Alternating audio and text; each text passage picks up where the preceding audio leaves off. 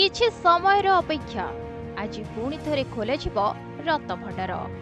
गत 14 तारिख रे जेउटी अटकी थिला काम सेउटी अगेइब रत्न भंडार तदारख कमिटी।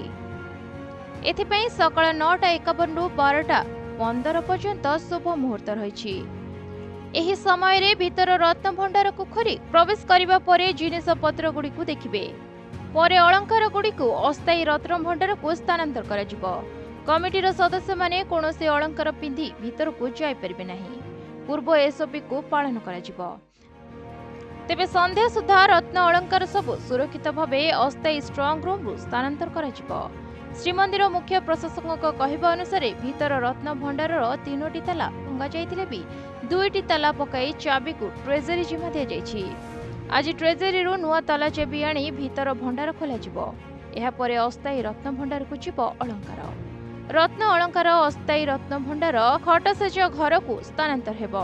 मार्गदर्शिका अनुଯାयी अस्थायी भंडार रे सीसीटीवी और लाइट लागिबा अस्थायी भंडार को अलंकार स्थानांतर परे मूल रत्न भंडार मरामती हेबो। एएसआई मरामती सारिबा परे अलंकार गणति मणति कराजिबो।